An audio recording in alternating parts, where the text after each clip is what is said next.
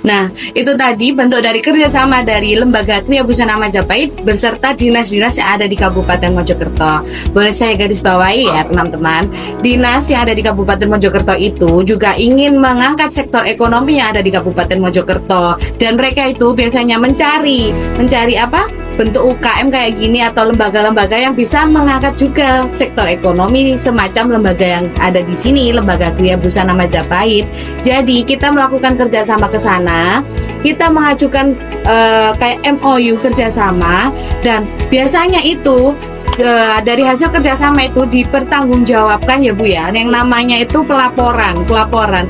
Dan setiap akhir dari program kita itu biasanya membuat pelaporan kegiatan itu secara rinci, secara detail sesuai dengan prosedur yang diajukan dari dinas tersebut. Nah, yang itu tadi yang membuat dinas tersebut yakin bahwa lembaga ini berhak atau layak bahwa difasilitasi dengan berbagai macam fasilitas dari dinas semacam hak merek, NIB, terus tadi pendanaan dari program pelatihan Sibori yang ada di Hotel Royal Trawas itu tadi bentuk dari kontribusi dari dinas yang ada di Kabupaten Mojokerto. Bahwasanya lembaga kita itu berhak atau sudah cocok atau sudah siap diajak kerjasama dengan dinas-dinas yang ada di Kabupaten Mojokerto tersebut.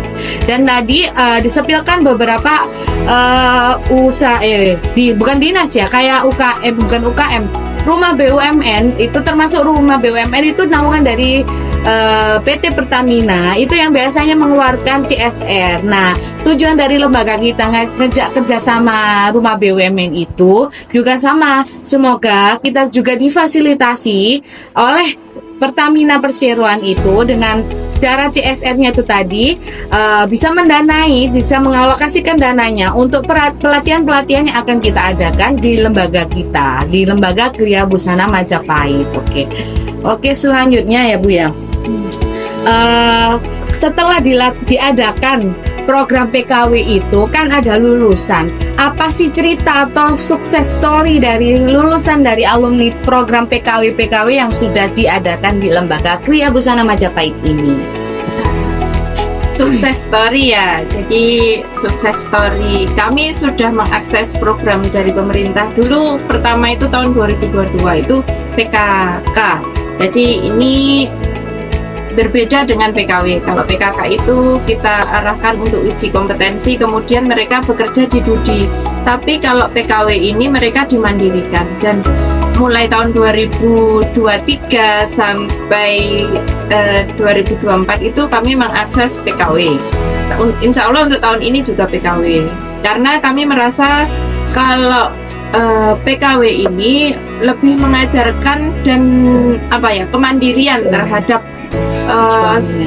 jadi masyarakat itu pinginnya kan, aku sudah susah payah belajar lagi, sudah usia segitu, bukan kalau mereka berpikir usianya kerja bukan sekolah lagi gitu ya, tapi kita ajarkan di inkubasi selama kurang lebih, kalau kemarin akses yang silver itu sekitar 1,5 bulan atau 150 JPL.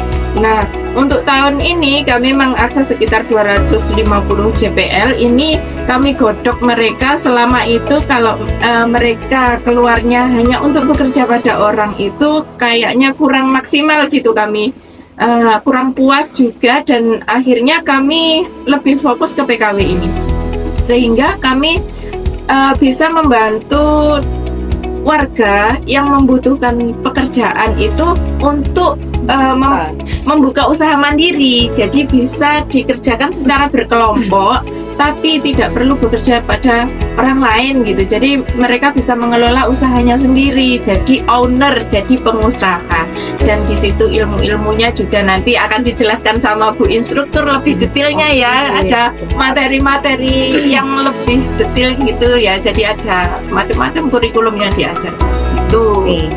Jadi teman-teman, di lembaga kita ini, di Lembaga Kriya Busana Majapahit ini sudah melakukan beberapa program PKW yang sudah memunculkan atau lulusan-lulusan yang sudah kompeten pada bidang tata busana. Harapannya apa sih? Semoga teman-teman itu setelah lulus bisa membuka usaha sendiri. Salah satu tujuan dari Dinas Pendidikan atau juga Kementerian Pendidikan itu seperti itu. Sudah mengubah mindset dari masyarakat itu bekerja sama orang, tapi mengubah menjadi bekerja dengan usahanya sendiri. Karena apa?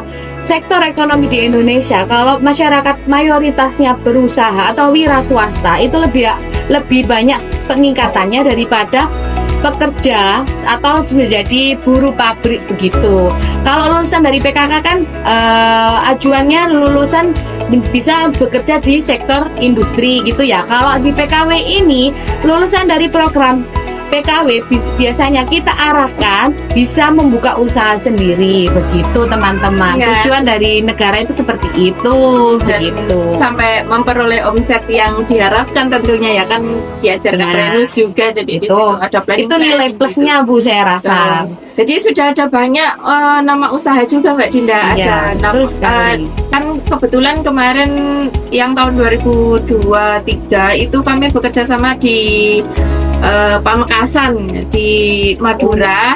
Iya, jadi siswanya di sana juga sudah banyak yang membuka usaha mandiri, bisa dibuka juga dicek di Facebooknya mereka sama Instagram itu mereka biasanya upload produknya juga dan sudah lumayan hasilnya itu meskipun diperoleh masih belum ada pengembangan yang sampai tingkat mahir gitu ya, tapi mereka sudah mampu untuk mengelola usaha di bidang tata busana tersebut. Dan di tahun kemarin ini juga ada 6 kelompok usaha mandiri yang tadi salah satu dari ke semuanya kelompok itu alhamdulillahnya juga sudah mengakses NIB. Jadi benar-benar sukses story-nya itu ya mereka sudah buka usaha mandiri, sudah menerima job orderan dari kolega maupun dari customer individu ataupun juga menjual produk mereka itu ada di Facebook dan Instagram juga. Dan alhamdulillah ya omsetnya itu bisa untuk Memenuhi mengcover. Ya, betul sekali. Kalau tujuan impian kita itu sebenarnya bisa memunculkan wira swasta baru dengan omset yang sangat tinggi. Minim itu omset sebesar UMR kota ya, UMR daerah sendiri. Ya. Tapi itu kan sangat-sangat maksudnya itu kedepannya ya, itu planning kedepannya. Tapi untuk sukses story-nya yang paling mendasar, semua lulusan dari program PKW itu teman-teman bisa membuka usaha sendiri meskipun kecil-kecilan, meskipun omsetnya masih skala bisa memenuhi kebutuhan. Tapi kan secara nggak langsung kan mereka nggak bergantung kan hidupnya kepada dunia industri, nggak ikut orang gitu kan. Jadi teman-teman itu yang lulus dari program PKW itu biasanya membuka usaha sendiri gitu. Oke, satu lagi ya Bu, pertanyaan. Harapan dan impian Bu Nova sebagai pimpinan dari lembaga Dunia Busana Majapahit ini seperti apa? Harapannya itu sebenarnya sangat banyak ya. Jadi saya garis bawahi bahwa memang tujuan kami mengakses ini adalah untuk ikut membantu masyarakat gitu yang membutuhkan, terutama bisa menambah skill kan buat mereka. Nah, harapan kami masyarakat itu bisa lebih welcome dengan adanya program ini, karena kami memang benar-benar sudah berupaya untuk bisa menyajikan kepada masyarakat bahwa ini loh ada program gratis yang tidak dipungut biaya apapun dan semuanya sudah difasilitasi, tinggal datang orang saja. Dan ayo jangan ragu gitu loh. Insya Allah ini positif. Kami mengajarkan semuanya sesuai dengan apa yang diinstruksikan dari kementerian, bahwa memang kami itu berusaha untuk mengkontribusikan ilmu kami dan memberikan semuanya, nggak cuma keterampilan aja, tapi banyak sekali hal-hal yang bisa diperoleh dari sini ketika diinkubasi dalam program PKW ini. Dan masyarakat selain bisa menerima itu juga bisa mengembangkan dari hasil yang didapat dari sini itu, mengembangkan menjadi usaha yang benar-benar besar, atau bahkan bisa membuka LKP sendiri seperti di sini untuk mengakses program juga gitu. Itu harapan besar kami. Wow, sangat sangat matching banget ya teman-teman. Harapannya itu bagus banget untuk masyarakat. Jadi saya tambahin satu lagi. Semoga Lembaga Kriya Bujana Majapahit ini tetap tekun di bidang pendidikannya dan bisa mengubah mindset masyarakat. Bisa mengubah mindset apa sih Bu? Mengubah mindset dari yang biasanya ikut orang menjadi wirausaha yang sukses. Terutama bisa membuka pikirannya bahwa pentingnya mengikuti program pelatihan dan untuk menambah skillnya seperti ini. Itu gratis. Oke, terima kasih Bu untuk Sama-sama. penjelasannya yang sudah dijelaskan. Saya lanjut ya untuk instruktur yang sudah mengajar di Lembaga Kriya Bujana Majapahit ini bernama Bu Ayu Citra. Oke, saya ajukan yang pertama pertanyaannya Bu Citra. Bagaimana sih perangkat pembelajaran yang ada di program PKW itu? Apa saja yang digunakan? Gitu. Terima kasih Mbak Dinda atas waktunya sudah mengundang saya ke sini. Saya jawab ya. Untuk perangkat yang digunakan program ini tuh yang utama pastinya mesin jahit, ada mesin obras, gitu kan. Ada LCD proyektor untuk menunjang materi ya, terus ada juga alat peraga, misalkan ada manekin untuk anak-anak. Oh ini loh kalau mengukur di manekin seperti ini gitu. Oke, betul sekali teman-teman. Di sini kan namanya juga program pelatihan ya, nggak sama dengan program pendidikan kayak di sekolah-sekolah umum seperti biasanya. Kalau sekolah umum itu kan kebanyakan teori ya. Kalau kita kan program pelatihan itu teori diimbangi juga dengan praktek. Jadi untuk alat peraganya sendiri kita juga menyediakan dua bidang. Bisa digunakan pada saat praktek itu kita sediakan seperti apa, dan juga alat peraga yang digunakan untuk kelas teori semacamnya begitu. Oke, selanjutnya ya, materi apa aja yang akan diajarkan kepada peserta didik pada saat program pelatihan PKW itu?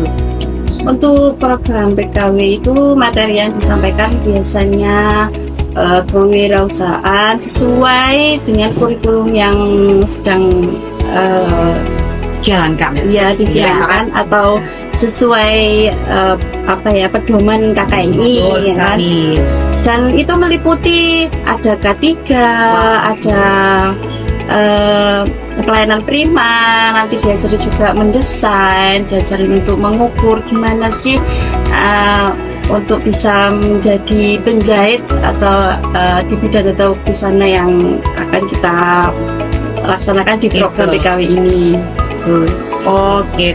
Boleh menambahkan Mbak Dinda? Oke, silakan Bu. Jadi program PKW ini itu kami memang banyak sekali materinya, betul sekali yang disampaikan sama Bu Citra, bahwa kami memang lebih fokus dan banyak jamnya itu digunakan untuk keterampilan ya, Praktek ya, Bu? kurikulum betul, untuk kurikulum keterampilan. Jadi kurikulum yang kami pakai itu ada 4 gitu ya, ada 4. Yang pertama kewirausahaan, kemudian manajemen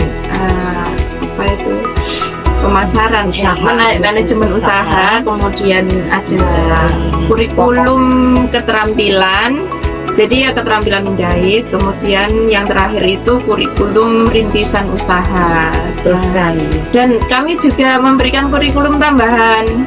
Ada kurikulum tambahan juga itu. Ada, kalau tahun kemarin 3. Suguri,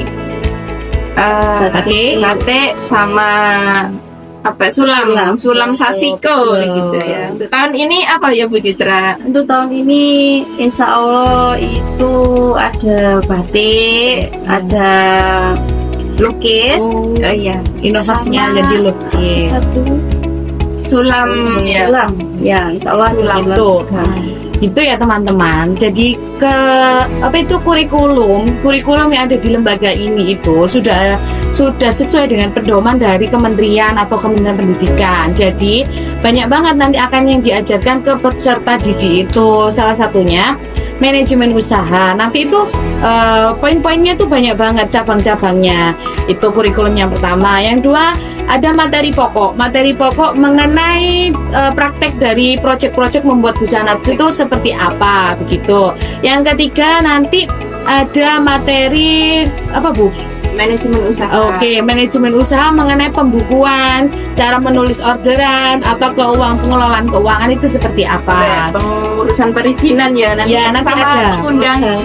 mengundang narasumber Betul. dari luar, jadi dari dinas atau dari UKM nanti kami undang untuk memberikan materi tambahan. Oh gitu, kolaborasi gitu ya Bu Iya, ceritanya. betul. Oke, yang terakhir itu ada materi keterampilan tambahan. Jadi teman-teman yang mengikuti program PKW itu nggak bosan nanti diajarkan mengenai materi tata busana aja. Banyak banget keterampilan tambahan seperti batik tulis, lukis, sulam. Nanti yang akan diajarkan dan nanti itu kalau tahu ya itu nggak diajarkan dari instruktur dalam sini aja ya Bu ya. Kita ngundang ya. Oh, narasumber yang sudah berkompeten pada tiga bidang itu tadi, tiga bidang keterampilan tambahan. Jadi kalian itu kalau mengikuti ke program pelatihan ini nggak bosan, nggak boring, instrukturnya sama, nggak bakal. Jadi kita itu sudah berkolaborasi dengan UKM yang sudah berkompeten pada bidang tersebut. Oke, selanjutnya ya Bu Citra, boleh dijelaskan untuk prosedur jam dan hari pembelajaran pada saat program PKW tersebut? Untuk tahun ini karena masih pengajuan ya, maunya itu insya Allah 250 JPL ya Bu ya. Iya. Kalau untuk tahun kemarin kan 150 JPL ya. Dan untuk jamnya itu jam 8, jam mulainya itu jam 8 pagi sampai jam 12 siang. Maksimal jam 1 dan harinya itu Senin sampai Jumat ya Dina. Oke, nggak full day sampai nggak sampai minggu. Sampai ya. Oke. Kalau boleh jelaskan JPL itu apa sih Bu? Ke teman-teman, kan teman-temannya tuh kadang aku sih JPL itu nggak gitu. Kalau boleh dijelaskan. JPL itu ya jam pelajaran. Jam pelajaran yang sudah dialokasikan oleh Kementerian Pendidikan. Iya, Disilakan sama dengan JPL gitu ya. Per tatap mukanya itu 4 jam ya sehari. Itu sekali tatap muka itu 4 jam. Nah, 1 jamnya itu full 60 menit gitu. Jadi kalau di sekolah umum kan 45 menit. Iya, ya. Kalau kita full ini 60 menit. Itu pun kadang terasa kurang gitu karena banyaknya materi yang disampaikan. Oh iya. Apa aja sih Bu benefit yang didapatkan untuk teman-teman yang sudah mengikuti program PKW tersebut? Boleh dijelaskan? Banyak Mbak Linda yang benefit yang didapatkan itu. Nanti ada modal usaha, misalkan ada dikasih mesin jahit, mesin obras, ada kain juga, dan juga dikasih sertifikat. Iya, betul. Sertifikat. Dan jangan lupa juga dapat izin usaha. Kita dibukakan izin usaha biar kita tuh kasih banner juga Bu. Apa namanya, izin usaha itu pun gratis kan. Jadi semuanya gratis. Anak-anak yang sudah lulus dari program PKW ini itu biar bisa membuka usaha sendiri gitu. Jadi lebih gampang, lebih mudah. Saya garis bawahi ya teman-teman. Program pendidikan kecakapan kewirausahaan itu kan tujuannya setelah lulus teman-teman itu bisa membuka usaha sendiri, dan itu tadi sudah disepilkan oleh Bu Citra beberapa benefit yang akan kalian dapatkan setelah lulus dari program tersebut. Jadi teman-teman itu benar-benar dididik setelah lulus itu bisa membuka usaha sendiri gitu 100% ya Bu ya. Kalau keuntungan pengelolaan usaha itu dimiliki oleh teman-teman ya. Ya betul. Jangan khawatir nanti kalau seumpama ada isu setelah lulus kita buka usaha keuntungannya dimiliki oleh lembaga tidak itu hoax. Itu nanti keuntungan omset yang didapat itu nanti akan kalian miliki, akan kalian kelola sendiri begitu teman-teman. Oke. Untuk yang terakhir ya, apa benar pada saat program pembelajaran itu akan diajarkan oleh instruktur yang sudah berkompeten pada bidang tata busana? Boleh disepilkan apa aja sertifikat yang dimiliki instruktur gitu Bu? Ya betul, karena seorang pendidik itu kan harus mempunyai kompetensi yang mumpuni gitu ya Mbak Dinda. Paling tidak kalau di bidang tata busana ini kan kita sebagai instruktur harus punya sertifikat level 3 gitu kan. Kalaupun ada ijazah S1 tata busana itu kan lebih baik. Oh, nilai plus gitu Nilai ya. plusnya gitu. Jadi teman-teman nanti itu benar-benar diajarkan oleh instruktur yang sudah kompeten pada bidang tata busana, nggak abal-abal, nggak cuma kayak orang cabutan disuruh ngajar itu enggak. Instruktur yang akan mengajarkan kalian itu sudah benar-benar kompeten pada bidang tata busana dan memiliki ijazah yang resmi. Namanya ijazah apa? Level 3 itu tadi salah satunya. Dan ada juga instruktur yang sudah S1 pada bidang tata busana begitu. Oke, satu lagi nih nanti antara Bu Citra atau Bu Nova yang akan jawab. Di luar sana itu teman-teman ada pertanyaan kayak gini Bu, kenapa ya kalau mengikuti program PKW itu selalu dibatasi usia? Kan untuk teman-teman yang usianya di atas 25 tahun itu kan biasanya pingin gitu juga mengikuti program pelatihan seperti ini kan gitu. Boleh dijawab? Saya kan Mbak Citra dulu.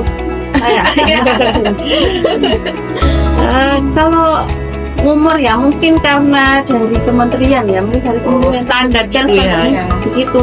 Kalau menurut saya sendiri sebenarnya memang umur segitu itu kan masih umur pencarian gitu loh. Jati diri. Iya, masih males-males ya kalau menurut saya gitu. Tapi karena memang dari atas, dari kementeriannya peraturannya begitu ya, mau tidak mau harus sesuai dengan persyaratan. Soalnya tuh teman-teman itu asumsinya tuh kok iku yo usianya itu loh, maksudnya tuh jaraknya itu kan dari 17 sampai 25 itu kan sangat pendek. Sedangkan di luar sana itu banyak yang usia di atas itu ingin juga mengikuti pikiran teman-teman itu. Maksud saya persyaratan itu muncul dari lembaganya sendiri, ternyata tidak kan ya teman-teman. Sudah dijelaskan, sudah dari kementerian yang sudah mempunyai persyaratan seperti itu. Iya, begitu. jadi saya tambahkan ya, jadi memang selain sudah ada patokan resmi ketok palu ya, jadi sudah ada ininya SK-nya bahwa memang yang direkrut itu peserta yang bisa mengikuti PKW itu satu usianya harus 17 sampai 25. Selain itu juga sudah tidak masuk dapodik, jadi tidak boleh sambil bersekolah di mana gitu, tidak boleh karena usia-usia itu adalah usia-usia di mana masih mencari jati diri kalau kata Mbak Citra tadi ya.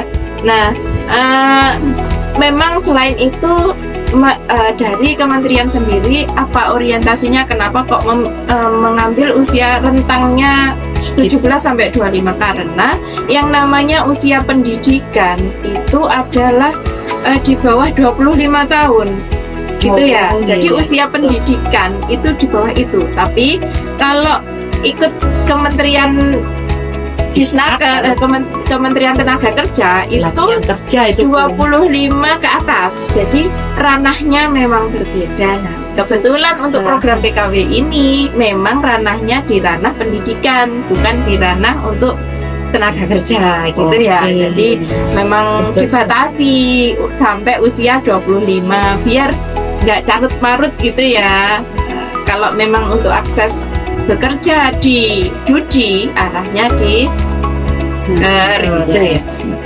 Atau bisa disebut program PKK itu tadi ya Bu ya. Betul. Kalau ya, PKK. kita juga nyediain teman-teman yang namanya PKK itu. Tapi untuk yang kita bincangkan sudah ini tadi, kita itu fokusnya untuk program PKW. Emang kan itu Bu ya, yang tadi kan udah dijelasin ya, untuk anak ATS gitu ya, anak tidak sekolah. Oke, betul. Itu kan benar-benar yang biasanya itu drop out dari SMP, nggak lanjut SMA, ataukah cuma sekolah SD aja gitu. Biasanya terkendala biaya, biasanya perekonomiannya orang tuanya nggak stabil, jadi tidak punya biaya nggak gitu. bisa ngelanjutin karena nggak ada uang. Tapi dia itu usianya itu pengen masuk usia ke pendidikan sebenarnya. Pengelolaannya tuh usia pendidikan. Jadi pemerintah memberikan wadah untuk kalian yang usianya sebegitu, yang benar-benar usia pendidikan, untuk mengikuti program pelatihan seperti ini begitu. Nanti itu difasilitasi secara gratis. Oke. Tadi banyak banget pertanyaan yang sudah saya ajukan. Saya akhiri ya Bu ya. Semoga teman-teman di luar sana sudah memahami untuk dialog kita di siang hari ini. Semoga kalian di situ terbuka, Tidak ragu lagi. Oke, terbuka pikirannya dan pasti dan yakin untuk mengikuti program pelatihan ini. Karena apa? Kesempatan nggak datang 2 kali. Kita benar-benar memfasilitasi kalian untuk mengikuti program ini.